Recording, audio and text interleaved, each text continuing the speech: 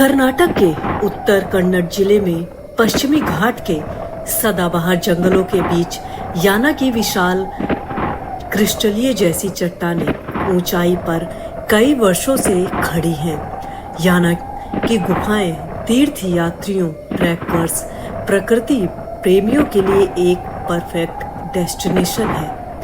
ठंडी और हवादार पहाड़ियों से गुजर कर जाने वाले 16 किलोमीटर का ट्रैक आपको पहाड़ की तलहटी तक ले जाते हैं, जहां से चट्टान की संरचनाएं शुरू होती हैं। याना के सिर पे आश्चर्यजनक चोटियां भैरेश्वर जगनमोहिनी शिखर स्थित है। भगवान शिव को समर्पित एक गुफा मंदिर इन शिखरों के नीचे स्थित है। समय के साथ हो रहे बदलाव ने इन चूना पत्थर की संरचनाओं को काले भूरे रंग में बदल दिया है और कई मधुमक्खियों के छत्ते चट्टान की सतह पर बन गए हैं। आखिर क्या शहरी हलचल से दूर बसी याना गुफाओं का राज क्या है? चलिए जानते हैं। याना अपनी दो विशाल चट्टान संरचनाओं के लिए पूरे विश्व में प्रसिद्ध है, जिन्हें भैरेश्वर शिखर और मोहिनी शिखर के रूप में जाना जाता है। ये भव्य संरचनाएं ठोस काली क्रिस्टलीय क्वार्ट्ज चूना पत्थर से बनी हैं। भैरेश्वर शिखर जो कि 120 मीटर ऊंचा है और मोहिनी शिखर जो कि 90 मीटर ऊंचा है, नेचर की भव्यता का प्रमाण है। आसपास की हरी भरी हरियाली, सुपारी, नारियल के पेड़ और शांत वातावरण याना को उन लोगों के लिए बेहतरीन डेस्टिनेशन बनाता है जो शहरी जीवन की भागदौड़ से परेशान होकर शांति की खोज करना चाहते हैं। याना ऐतिहासिक रूप से महत्वपूर्ण स्थान भी रहा है। यहाँ की अनोखी चट्टानी संरचनाओं से विद्वानों, भूवैज्ञानिकों और इतिहासकारों को पुराने समय से ही अपनी ओर आकर्षित किया है।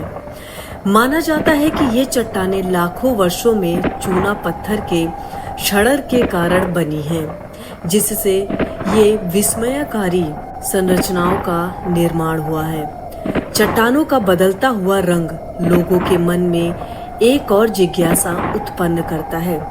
वैज्ञानिकों के द्वारा की गई रेडियो कार्बन डेटिंग के अनुसार ये चट्टानें और गुफाएं लगभग 6.5 करोड़ साल पुरानी हैं।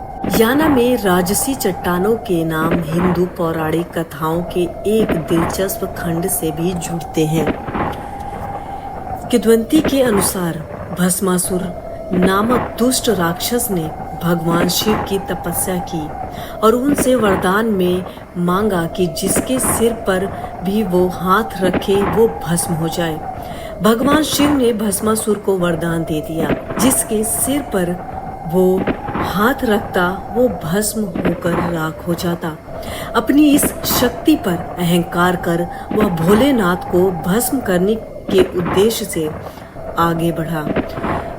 उससे बचने के लिए भगवान शिव पृथ्वी पर आए और इस स्थान पर छिप गए।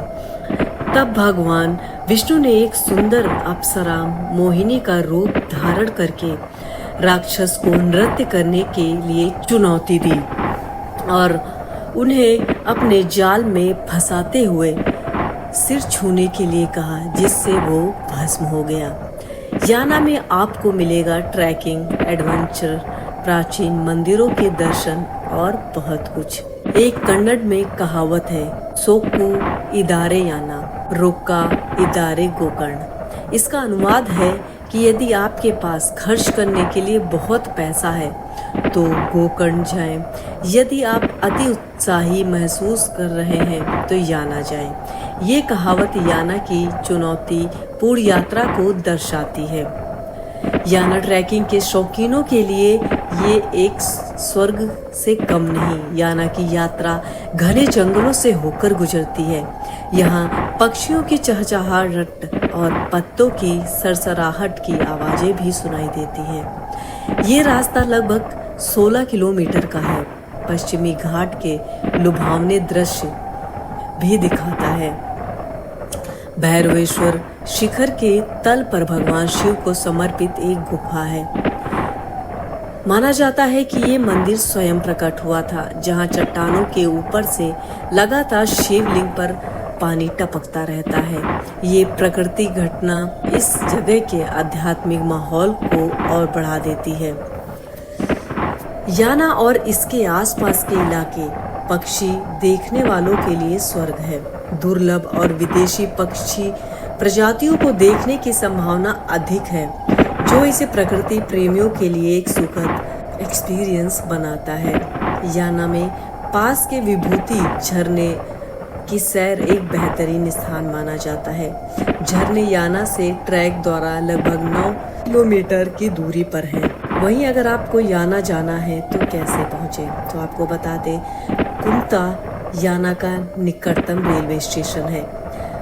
मंगलुरु रेलवे स्टेशन से कुमता के लिए ट्रेनें भी उपलब्ध हैं। बेंगलुरु से याना तक की यात्रा लगभग 470 किलोमीटर की है। यात्री या तो अपने वाहन चला कर जा सकते हैं या बस ले सकते हैं। बेंगलुरु से याना तक NH-48 लगभग 470 किलोमीटर और सड़क मार्ग से लगभग 9 घंटे लगते हैं।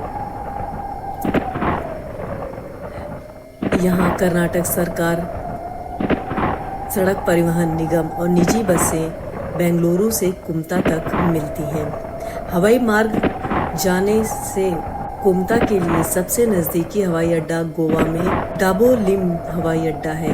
हवाई अड्डे से आप याना पहुंचने के लिए टैक्सी किराए पर ले सकते हैं या आप पब्लिक कन्वेंस भी ले सकते हैं। कुमता में कई होटल मिल जाते हैं, जिनमें आपके बजट के हिसाब से आप कोई भी होटल सेलेक्ट कर सकते हैं। कुमता में रहने से याना के साथ साथ मुरुदेश्वर, गोकर्ण, कारवार जैसे अन्य आसपास के आकर्षणों तक आसानी से पहुंचा जा सकता है।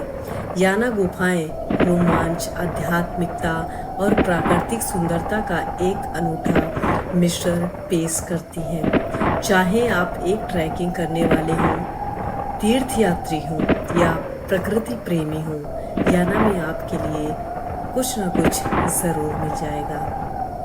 उम्मीद है आपको हमारा वीडियो पसंद आया होगा, तो इसे लाइक और शेयर ज़रूर करें। धन्यवाद।